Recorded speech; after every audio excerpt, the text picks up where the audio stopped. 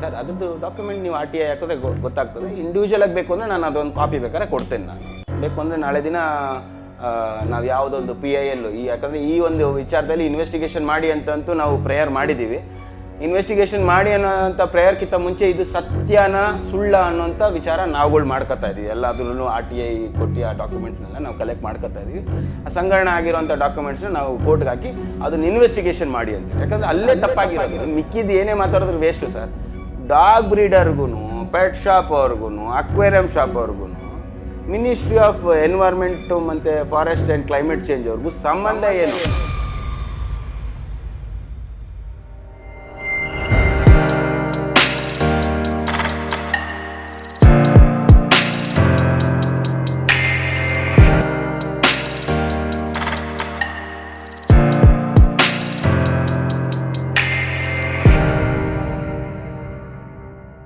ಎರಡು 2004 ಈ ಥರ ಒಂದು ಲೆಟರ್ ಬೇಸ್ ಮೇಲೆ ಹೌದೌದು ಪೆಟ್ ಶಾಪ್ ಅವರಿಗೆ ಒಂದು ರೂಲ್ಸ್ ಮಾಡಬೇಕು, ಡಾಗ್ ಬ್ರೀಡರ್ಸ್ ಅವ್ರಿಗೆ ಒಂದು ರೂಲ್ಸ್ ಮಾಡಬೇಕು, ಅಕ್ವೇರಿಯಂ ಶಾಪ್ ಅವ್ರಿಗೆ ಒಂದು ರೂಲ್ಸ್ ಮಾಡಬೇಕು ಅಂತೇಳಿ ಒಂದು ಡ್ರಾಫ್ಟು ಆಗ್ತದೆ. ಆ ಡ್ರಾಫ್ಟಲ್ಲಿ ಯಾರ್ಯಾರಿದ್ರು ಹೇಗಾಯಿತು ಅಂತ ಯಾರಿಗೂ ಗೊತ್ತಿಲ್ಲ. ಬಟ್ ಒಂದು ಪಾಯಿಂಟಲ್ಲಿ ಅದು ನೋಟಿಫಿಕೇಶನ್ ಆಗಿ ಜಾರಿಗಾಗೋಯ್ತು ಅಂತ ಬರ್ತದೆ. ಸೊ ನೋಟಿಫಿಕೇಶನ್ ಆಗಿ ಜಾರಿ ಯಾಕಾಯಿತು ಅಂತೇಳಿ ನಾವು ನೋಡಿದಾಗ ನಿಮಗೆ ಆ ಡ್ರಾಫ್ಟನ್ನ ಮಾಡ್ತಾರೆ, ನಿಮಗೆ 30 ರಿಂದ 60 ದಿನ ಟೈಮ್ ಕೊಡ್ತಾರೆ. ಇದ್ರ ಬಗ್ಗೆ ನಿಮ್ಮದು ಯಾವ್ದಾರ ಫೀಡ್ಬ್ಯಾಕ್ ಇದ್ದರೆ, ಆಪತ್ತಿ ಇದ್ದರೆ, ಅಂದರೆ ಅದಕ್ಕೇನಾರು ಅಬ್ಜೆಕ್ಷನ್ ಏನಿದ್ರೆ ನೀವು ಹೇಳಿ. ಯಾರು ಮಾಡಲಿಲ್ಲ ಅಂತಂದರೆ ಬೈ ಡಿಫಾಲ್ಟ್ ಇದನ್ನು ನಾವು ಅಪ್ರೂವ್ ಮಾಡಿಬಿಡ್ತೀವಿ ಅನ್ನೋಂಥ ಕ್ಲಾಸಲ್ಲಿ ಅದನ್ನು ರೂಲ್ಸ್ ಹಾಕ್ತಾರೆ. ಆಮೇಲೆ ನಾನು ಅದನ್ನೇ ಹೇಳೋನಲ್ಲ, ಫಸ್ಟ್ ಪಾಯಿಂಟು ಡಾಗ್ ಬ್ರೀಡರ್ಗಳು, ಪೆಟ್ ಶಾಪ್ ಅವ್ರಿಗೂ, ಅಕ್ವೇರಿಯಂ ಶಾಪ್ ಅವ್ರಿಗೂ, ಮಿನಿಸ್ಟ್ರಿ ಆಫ್ ಎನ್ವೈರ್ಮೆಂಟು ಮತ್ತು ಫಾರೆಸ್ಟ್ ಆ್ಯಂಡ್ ಕ್ಲೈಮೇಟ್ ಚೇಂಜ್ ಸಂಬಂಧ ಏನು? ಸಂಬಂಧ ಏನು? ಸರಿನಾ? ಎರಡನೇದು, ನೀವು ರೂಲ್ಸ್ ಮಾಡಬೇಕು ಅಂತ ಹೇಳ್ತಾ ಇದ್ದೀರಲ್ಲ, ರೂಲ್ಸ್ ಯಾವ ಬೇಸಿಸ್ ಮೇಲೆ ಮಾಡ್ತಾ ಇದ್ದೀರಾ? Prevention of animal cruelty act ಮೇಲೆ ರೂಲ್ಸ್ ಮಾಡ್ತಾ ಇದ್ದೀರಾ.